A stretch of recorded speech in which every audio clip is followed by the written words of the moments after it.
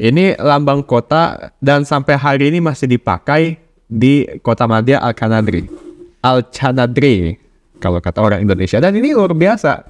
Di sini ada 5 kepala orang-orang berjanggut, bersorban merah dan terpotong lehernya, bersimbah darah, yang dimana ini dianggap sebagai kepala orang Moor yang dipancung. Nah, sampai sekarang masih dipakai, Umi ya. Bismillahirrahmanirrahim. Assalamualaikum warahmatullahi wabarakatuh. Alhamdulillah atas rahmat Allah yang demikian melimpah buat kita semuanya. Semoga kita tetap dalam keadaan sehat, sukses, dan target setelah Ramadan tetap tercapai dengan gemilang. Hari ini adalah hari istimewa. Ada hari apa aja itu? Sekarang tanggal 29 Mei. 29 Mei. Ada apa dengan 29 Mei? Ada 2 peristiwa. 2 peristiwa.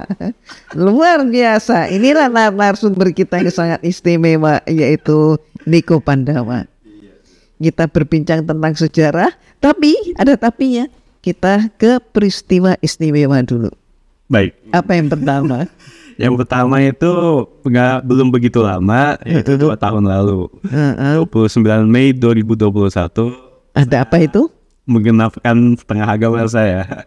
Alhamdulillah, menggenapkan separuh daripada kewajiban agama. Iya, menikah. Itu luar biasa.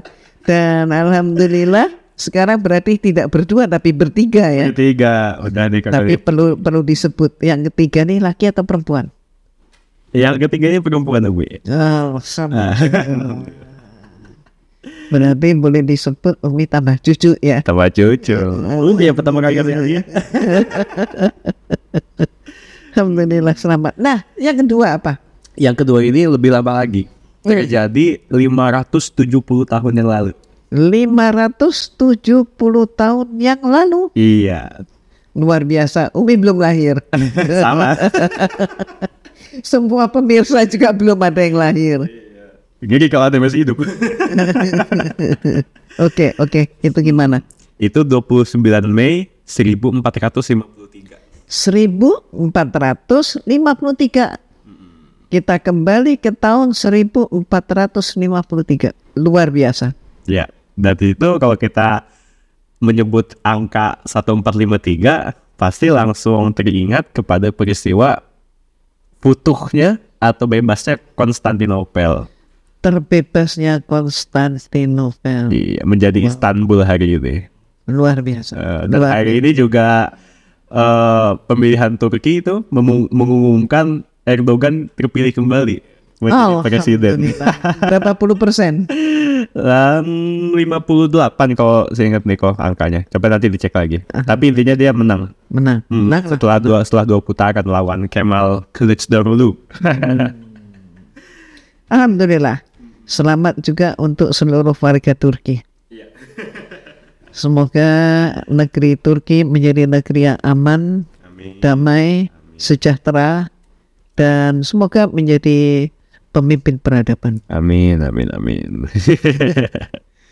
Ayo, gimana? Kita ngomongin apa ini? Ya, Mi. Sebenarnya perhatian kita ini kan tadi mengacu kepada tanggal 29 Mei ini. Itu Mei, ya. Peristiwa bebasnya Konstantinopel oleh Sultan Muhammad Al-Fatih dari Utsmaniyah. Mewujudkan janji Rasulullah Shallallahu Alaihi Wasallam 8 abad sebelumnya, di mana Rasul bersabda, "La tuftahan al-Konstantiniyah fala ni'mal amiru amiruha wala ni'mal jais dalikal jais." Akan difutuhat Konstantinopel dan sebaik-baiknya orang yang memfutuhat kota itu, maka dia adalah sebaik-baiknya pemimpin. Begitu pula pasukan yang membersamai pemimpin tadi, amir tadi, maka dia adalah sebaik-baik pasukan. Luar biasa. Nah, cuman Niko ingin refer atau menjurus ke salah satu musuh Muhammad Al-Fatih selama proses pembebasan kota Konstantinopel tadi. Ada satu orang yang kampungnya itu dari Itali, tepatnya dari Genoa. Namanya adalah Giovanni Giustiniani. Oke. Giovanni Giustiniani, bapak orang Itali. Dia ini perompak atau tentara bayaran. Tentara bayaran. Perompak tentara bayaran untuk tahun itu biasanya dia termasuk pelaut ya. Laut. Pasukan laut, tentara bayaran yang disewa oleh Kaisar Konstantin Palaiologos, penguasa jahat juga orang itu. Ya, nah itu disewa oleh Konstantin, si Giovanni Giustiniani itu untuk melawan Al-Fatih. Di Netflix nih ada filmnya kan, Mehmet the Conqueror atau apalah.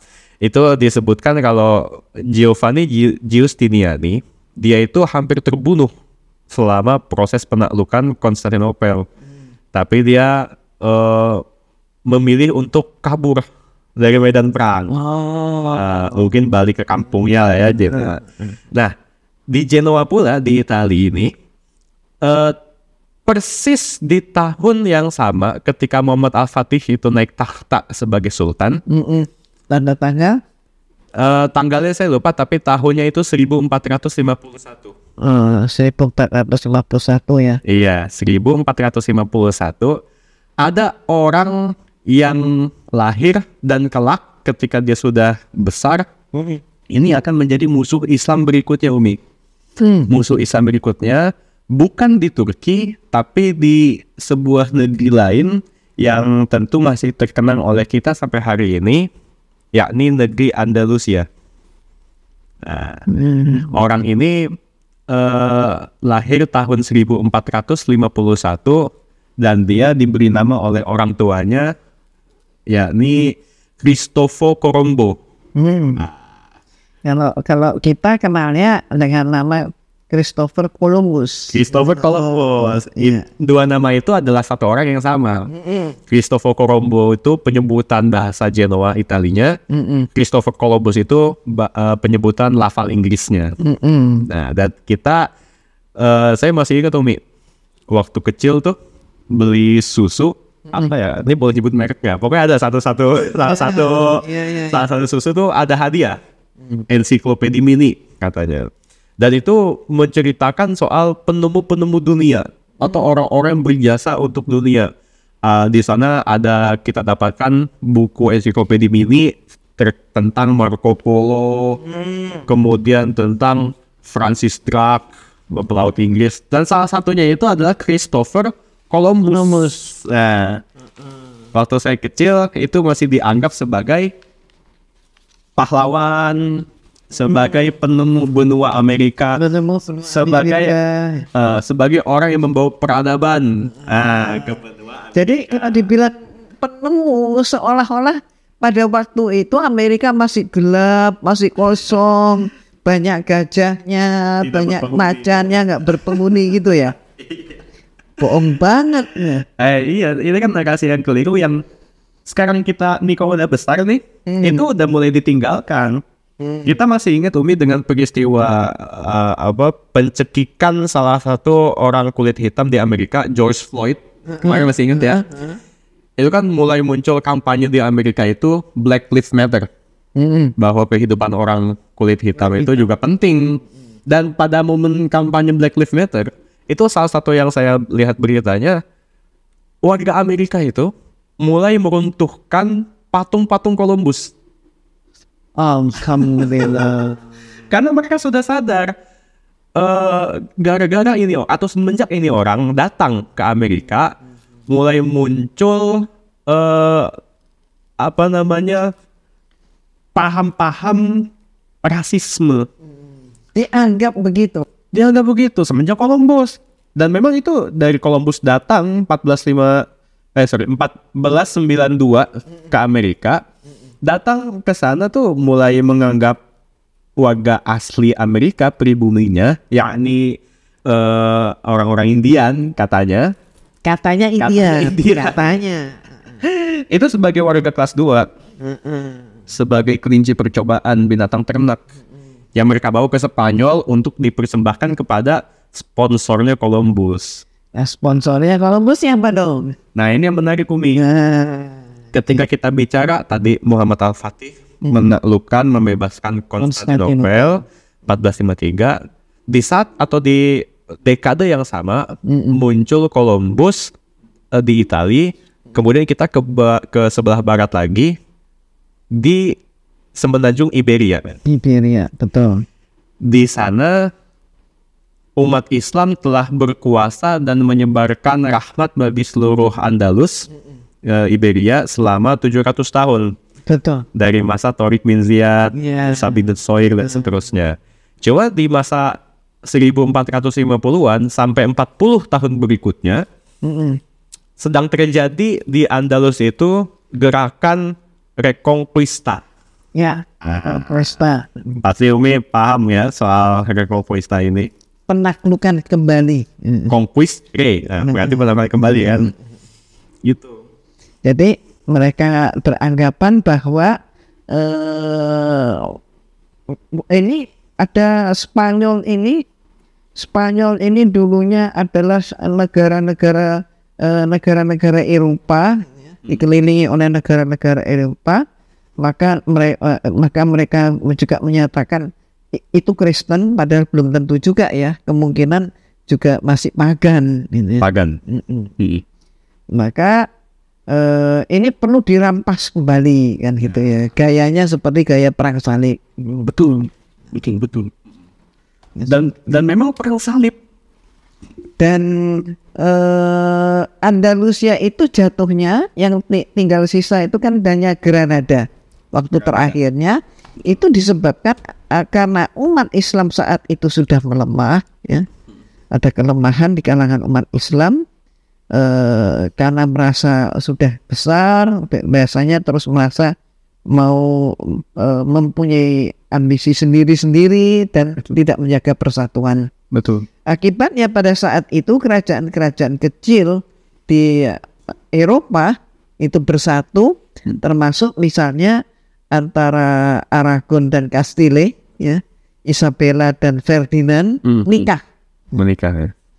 Nikah, kemudian dua penguasa kecil ini, gitu, dibantu oleh pasukan salib, ya, mereka berhasil kemudian merampas kembali Andalusia. Betul.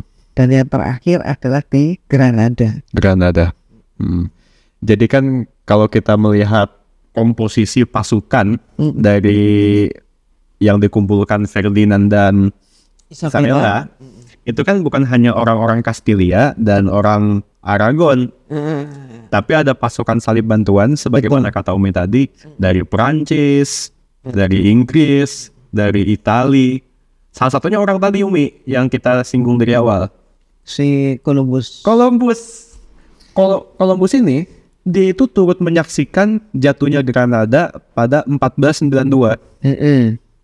Nah, kalau misalkan kita mendengar cerita yang terkenal dari penaklukan Granada, Reconquista Granada, kan penguasa terakhir itu kan Boabdil, kata orang Spanyol. Betul. Tapi itu ejaan mereka, kita menyebutnya Abu Abdillah.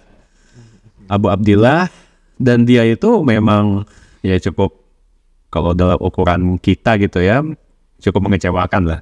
Ya jangan kan kita, ibunya sendiri juga kecewa. Ya, ibunya saya kecewa sampai mengatakan, ya sebenarnya kamu lebih baik pakai pakaian perempuan, pakaian perempuan, dan kamu menangis seperti perempuan. Iya. Jadi nggak bisa mempertahankan negeri, dan akhirnya dia ngasih kunci Granada begitu aja kan ke Ferdinand dan Isabella. Tapi Umi, yang menarik yang Niko baca dari sejarah itu, ketika Boabdil sudah terusir, Ferdinand dan Isabella itu sudah memasuki Granada dan menduduki Istana Alhambra yang ada di Granada. Lagi-lagi ikut itu di Columbus. Columbus ini kan memang ada data bahwa dia memang diupas, dibayar oleh Ratu Isabella. Nah, justru ini Umi, tujuan dia datang ke Alhambra menemui Ferdinand dan Isabella, bahasa kita tadi tuh nyari sponsorship. Oh, dapat dari situ. Mereka lagi pesta. Pesta pora ya. Lagi pesta pora, euforia, Granada udah jatuh, seluruh Iberia sudah kembali ke tangan Kristen. Columbus melihat kesempatan ini sebagai fortune, sebagai suatu hal yang membawa keberuntungan bagi dirinya. Dan dia meminta sponsor untuk membiayai perjalanan Columbus mencari dua komoditas, El Dorado dan El Picante. El Dorado itu emas, El Picante itu rempah-rempah. Wow. Yang saat itu harganya rempah-rempah sama dengan harga emas. Betul. Karena memang saat itu mahal sekali. Rempah-rempah itu merupakan bumbu-bumbu tanaman ya yang hanya tumbuh di beberapa negeri dan tidak ada di Eropa khususnya. Tidak ada di Eropa, makanya mereka itu kalau mendapatkan rempah sangat mahal sekali. Nah, mereka berpikir bahwa sumber rempah-rempah itu ada di negeri India. Nah, mereka sampai ke sana. Dan memang Columbus itu mengira rempah-rempah yang dia cari beserta emas, El Dorado El Picante, itu ada di India. Sehingga dia meminta kepada Ferdinand dan Isabella untuk membiayai perjalanannya mencari rempah-rempah ke negeri India. Cuma dia punya langkah radikal. Dia berbeda anggapan dengan para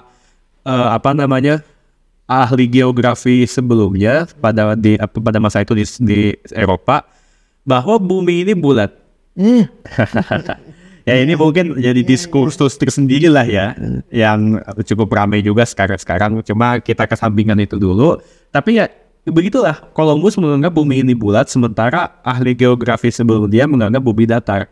Dia berpikir kalau kita berlayar ke India ke arah timur, kan dikuasai sama umat Islam.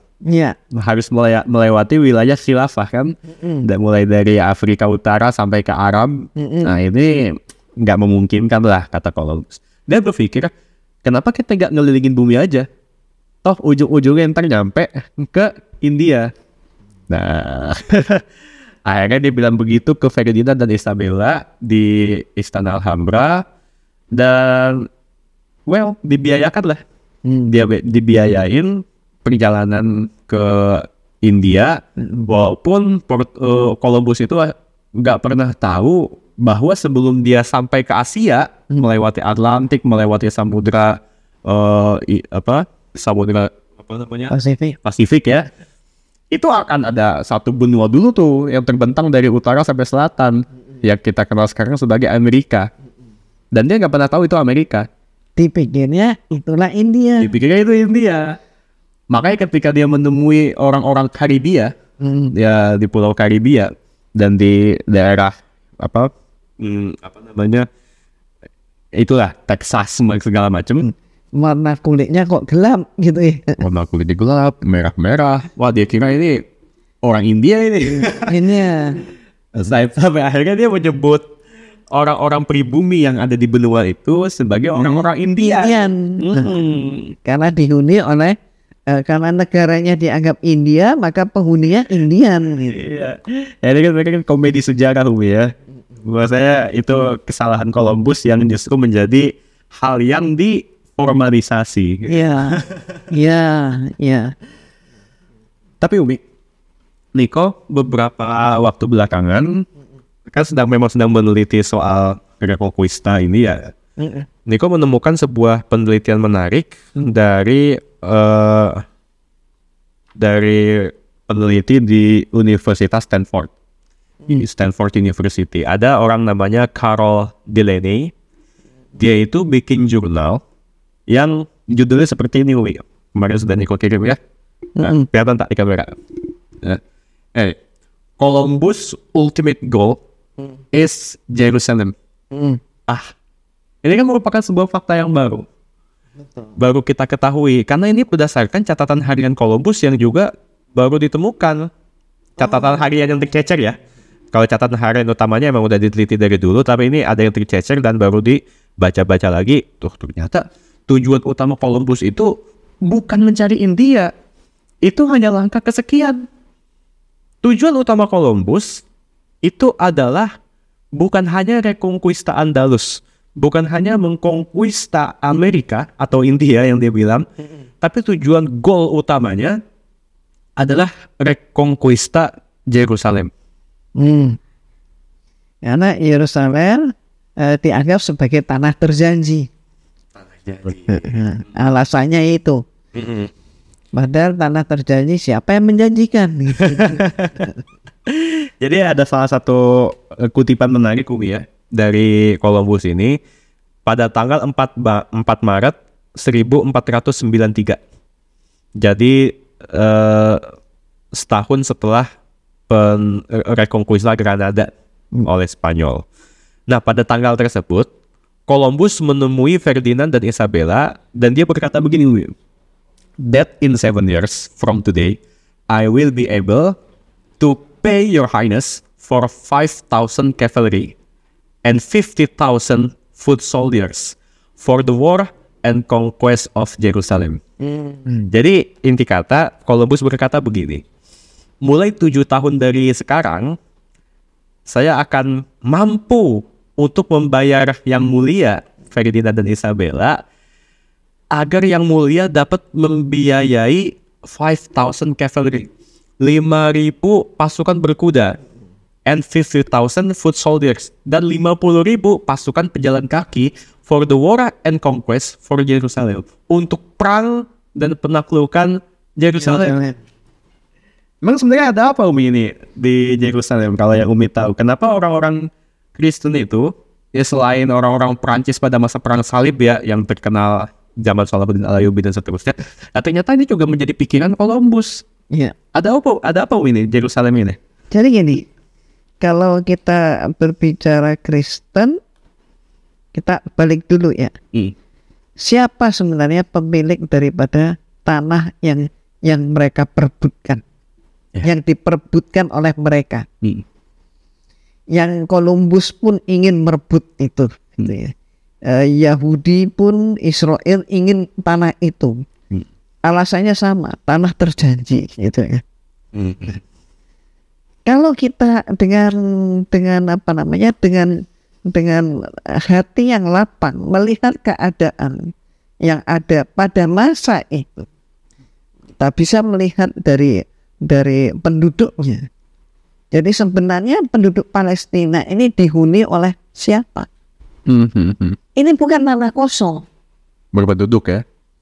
Berpenduduk, bernegara, berperadaban. Jadi tanah Palestina itu penghuninya adalah orang Palestina juga, namanya sama. Filistin, bangsa Filistin ini. Nah, maka sebenarnya kalau Columbus mengatakan ingin menguasai itu, ingin mengembalikan itu sebagai tanah terjanji dimiliki kembali, reconquista begitu, itu sama sekali tidak tepat. Oke. Nah, sementara Columbus ini mungkin dia asik dengan petualangannya, sehingga tidak belajar sejarah. Ya, artinya begini. Jadi Palestina adalah Palestina adalah suatu kawasan untuk bangsa Palestina. Oke. Jadi bukannya tidak bertuan. Dan kalau kita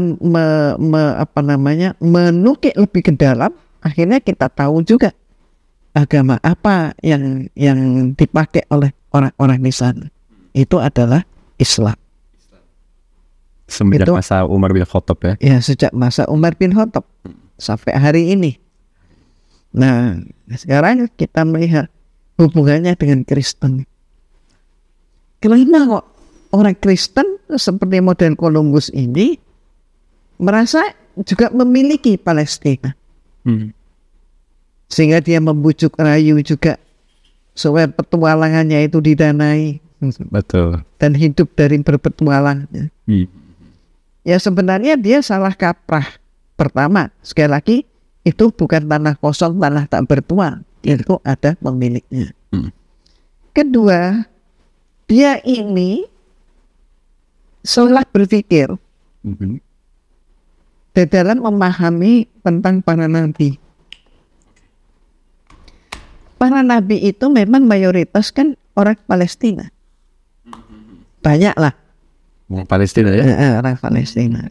Nah, kemudian lebih lanjut lagi, menurut keyakinan orang-orang Yahudi, maka ini pemahaman dalam 3 agama ya, yang sebut ini. Ya. Orang Yahudi, orang Kristen, dan orang Islam memiliki keyakinan yang berbeda tentang Nabi Isa dan ibunya. Ini sangat mendasar. Isa dan Maryam. Kalau orang Islam, siapa Maria? Dia adalah Siti Maryam binti Imran. Seperti apa dia, atau predikatnya seperti apa? Dia adalah perempuan terhormat pada masanya. Perempuan terpuji, perempuan terhormat pada masanya. Lalu siapa Nabi Isa? Dia Nabi Allah. Gitu ya. Bagaimana dalam pemahaman Kristen? Pasti berbeda. Beda kan? Betul. Bedanya adalah bahwa Maria yang dalam Islam disebut Siti Maryam binti Imran, dalam keyakinan Katolik dia disebut dengan istilah Bunda Maria. Seluruh Kristen mengakui dia adalah ibunya Tuhan Yesus. Ini dia. Boleh ya? Jadi statusnya ibunya Tuhan. Kalau dalam Islam dia adalah wanita terpuji. Oke. Anaknya adalah Tuhan. Jadi ibu Tuhan berarti anaknya Tuhan kan? Kalau dalam Islam dia bukan Tuhan, tapi dia adalah Nabi, yaitu Nabi Isa. Alaihissalam. Ini agak perlahan supaya lebih menekankan ya. Yeah. Lebih jelas. Bagaimana dalam Yahudi? Nah itu kurang terekspos tuh. Orang Yahudi melihat Nabi Isa dan Bunda Maryam. Orang Yahudi menyatakan bahwa Siti Maryam binti Imran atau Bunda Maria adalah perempuan tercela.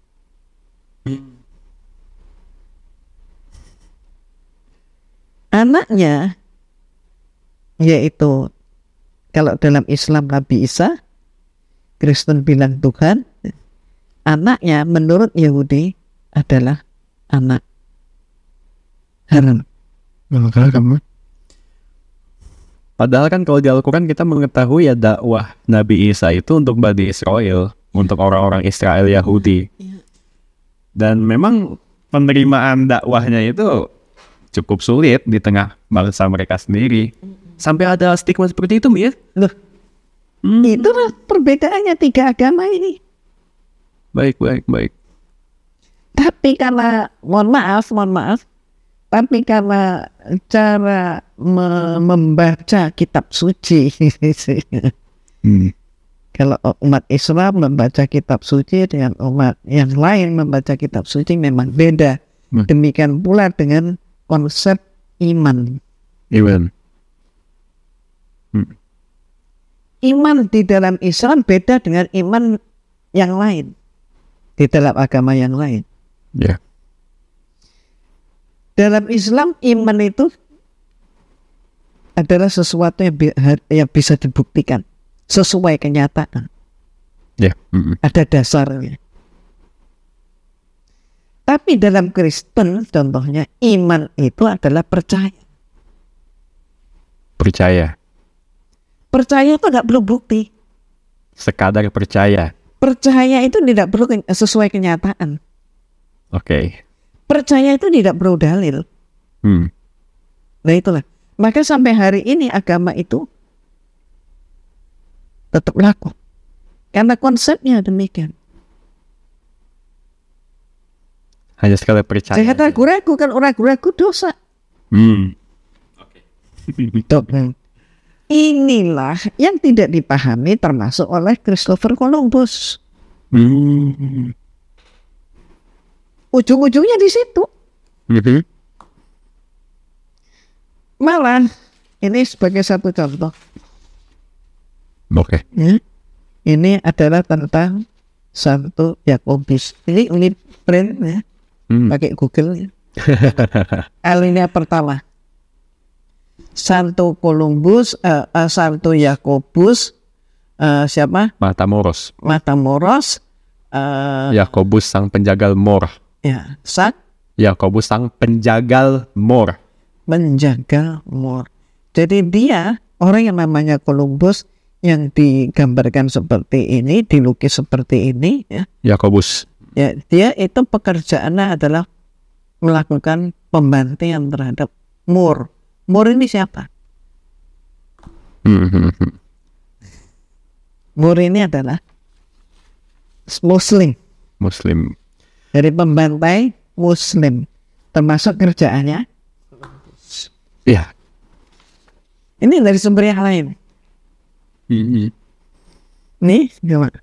Ini tolong dibaca. Gambar Santo Yakobus tua selaku Santiago Matamoros. Santo Yakobus dari sumber yang berbeda ya. Iya, pembantai orang Moro, tokoh legenda Reconquista. Nah, ini lihat ini gambarnya nih. Lihat, kelihatan kamera kah? Kelihatan ya? Ini lihat gambar. Ini kan Santo Yakobus. Ini ya. Nah, ini Santo Yakobus menurut bawahnya ini agak aja juga. Orang Islam digambarkan telanjang dan tidak berdaya. Dan ini kan ada bulan sabitnya. Bulan sabit sama sorban. Ini simbolnya Islam. Pembantai orang Mor. Mor itu kan berasal dari kata Mauritania. Nah, Mauritania. Kalau kita tahu negara yang sampai hari ini menghasilkan para hafiz Quran luar biasa, itu dari Mauritania. Mauritania itu kampung halaman orang-orang Murabitun. Murabitun yang pernah menguasai Andalusia pada masa Yusuf bin Tashfin. Dan itu akhirnya melekat menjadi sebutan asosiasi kepada orang-orang Muslim. Moro. Bahkan di Filipina juga ada bangsa Moro. Itu kan karena salah kaprah orang Spanyol juga kan? Kerajaan Moro maksudnya bukan nama Moro itu, tapi kerajaan Islam. Sampai ada lambang kota Alcanadri. Tadi udah kita bahas ya. Ini kelihatan tidak? Ini lambang kota dan sampai hari ini masih dipakai di kota Madya Alcanadri kalau kata orang Indonesia. Dan ini luar biasa. Di sini ada 5 kepala orang-orang berjanggut, bersorban merah dan terpotong lehernya, bersibah darah, yang dimana ini dianggap sebagai kepala orang Mor yang dipancung. Nah, sampai sekarang masih dipakai ya. Nah, jadi berarti penguasaan yang mereka lakukan, pengambil alihan yang mereka lakukan itu tidak mulus gitu ya, bukannya tanpa perlawanan begitu ya. Betul. Malah dikatakan sebagai perang yang terpanjang sepanjang masa, katakanlah sekitar 700 tahun. Ini lebih jelas ya. Kelihatan jelas. Gede ya. Ini lambang kota Alcanadri. Ya kalau di kita kayak simbol kota Bogor. Ada gunung gede ya.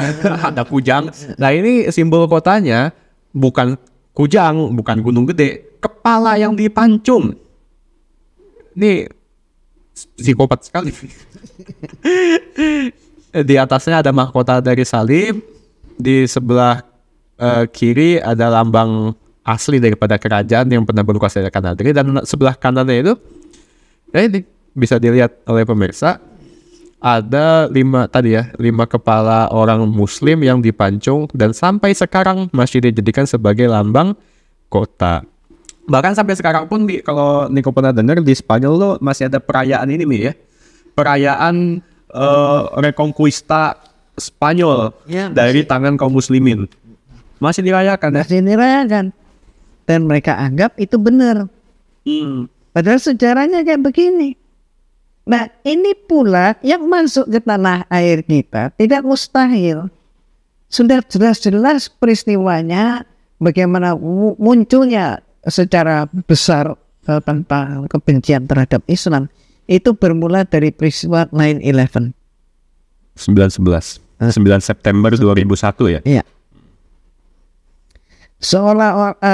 Seolah percaya bahwa itu terjadi dan itu yang melakukan pengeboman adalah umat Islam.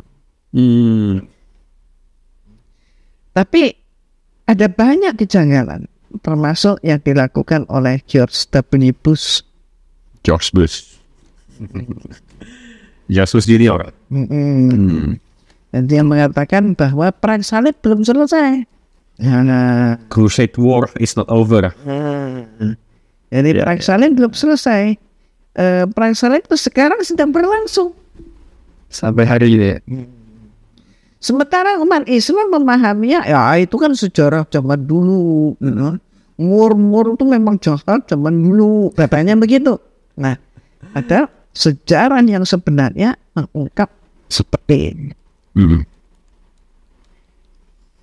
Nah, yang kembali lagi ke Columbus, ya orang ini juga demikian. Sama. Jadi dia main klaim, padahal di di Amerika saat itu sudah ada penghuninya, sudah ada peradabannya, dan pada saat itu Amerika di benua itu dalam genggaman Bani Umayyah. Di mana? Di Amerika. Bani Umayyah Spanyol ya? Ya, Bani Umayyah Spanyol. Khalifah Abdurrahman yang ketiga. Abdurrahman An-Nasir. An-Nasir lidinillah. Ya, Khalifah Cordoba ya. Dari masa beliau sudah ada kaum muslimin yang sudah sampai ke Amerika. Nah, ini kan jarang diungkap. Dari dulu kita pahamnya ya yang pertama tuh Columbus.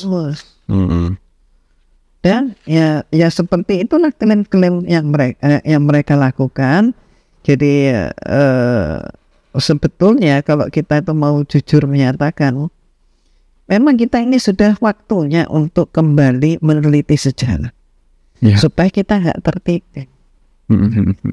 Karena kalau kita tertipu ya berarti anak cucu juga tertipu. Betul. Termasuk Muslim di negeri kita juga akan kehilangan identitas. Itu tidak mustahil. Seperti Filipina tadi kan kerajaan Moro. Nah, kerajaan Moro itu mana? Ya maksudnya kerajaan Islam. Iya. Dan sebenarnya kan Moro itu adalah sebutan dari orang-orang Spanyol yang datang ke sana.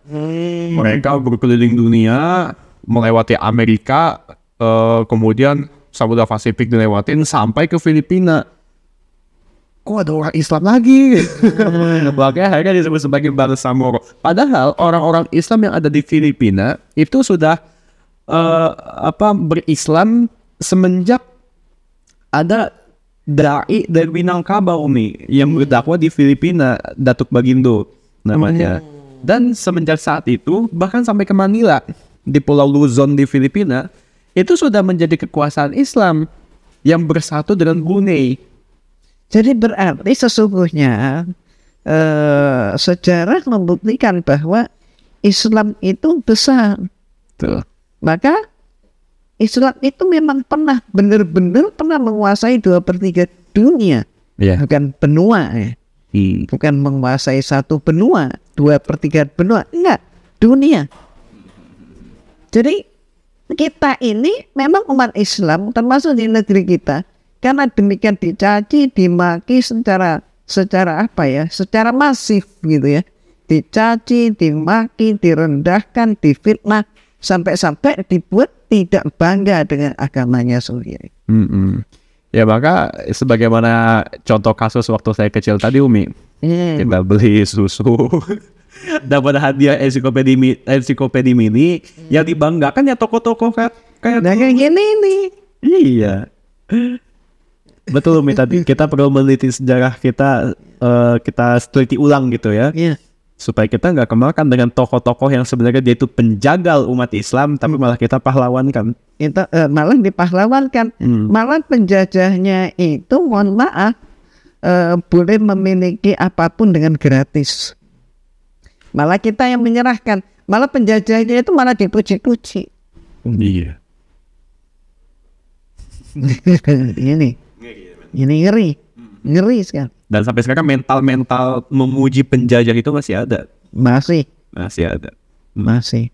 Pembawa peradaban bagi orang Indonesia, bagi orang Islam. Aneh-aneh aja. Jadi aneh-aneh saja, termasuk bagaimana sejarah yang beredar di lembaga-lembaga pendidikan, katakanlah bagaimana diperkenalkan sejarah itu di SD, SMP, SMA, ternyata banyak yang memakai sumber dari kaum penjajah. Ini yang harus diteliti.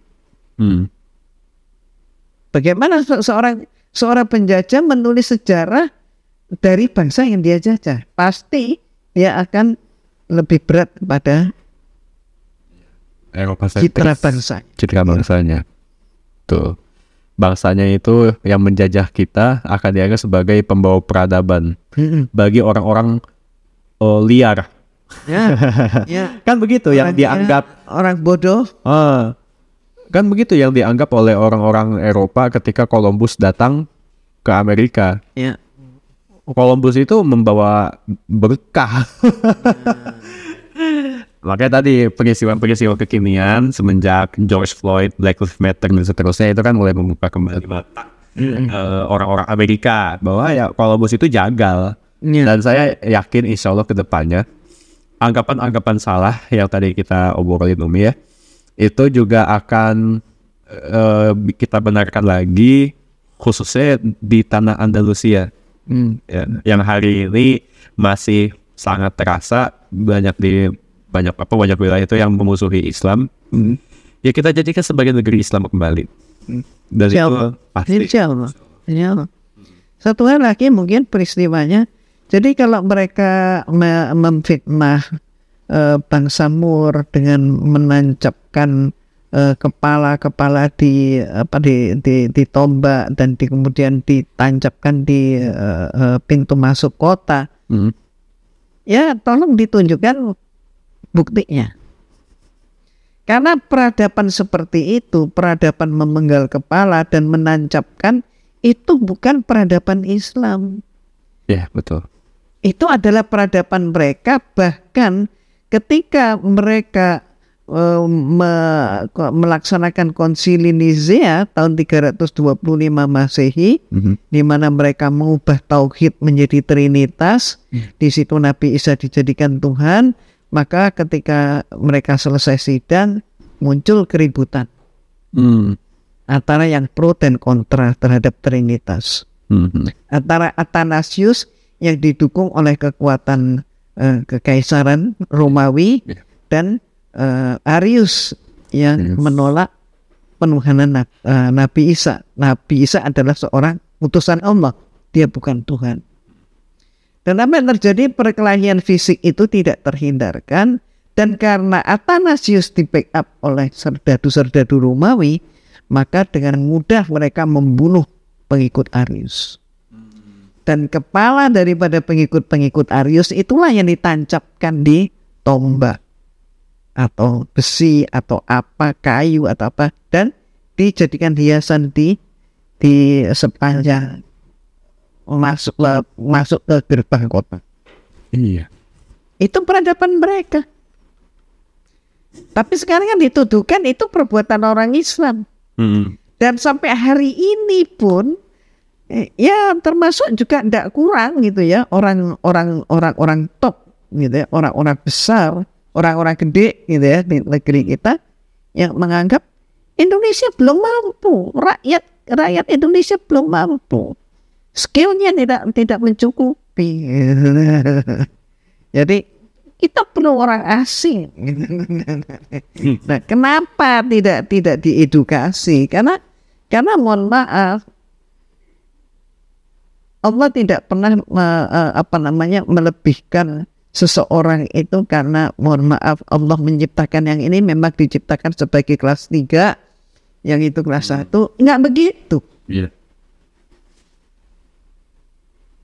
Nah, seperti inilah yang perlu digali dengan teliti.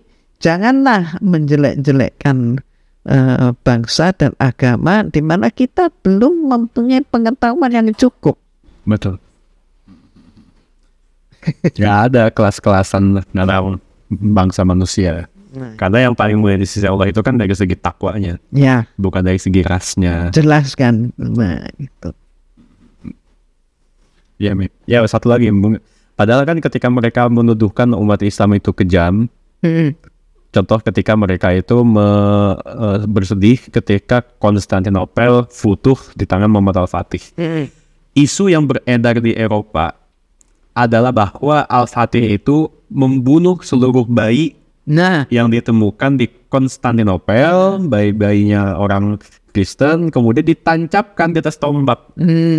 Dan kita tahu itu bukan kejadiannya sebenarnya. Nah, Padahal itu adalah kebiasaan mereka sendiri. dan termasuk di dalam Bible, di dalam kitab suci mereka, hal itu tertulis juga bagaimana apa yang dilakukan oleh Herodes dalam rangka cacah jiwa. Rasa jiwa. Terus kependudukan gitu. Terus bagaimana juga dilakukan oleh Fir'aun pada masa Nabi Musa alaihissalam. Jadi peristiwa berulang itulah yang kemudian dibalik dituduhkan kepada umat Islam. Dan itu diulangi lagi oleh musuh Al-Fatih itu, Vlad Dracul.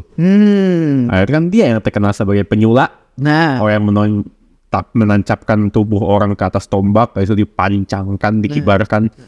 Itu kan kekejaman yang tidak manusiawi, psikopat, yang memang jejak sejarah di, mohon maaf, kalangan mereka tuh ya sudah banyak.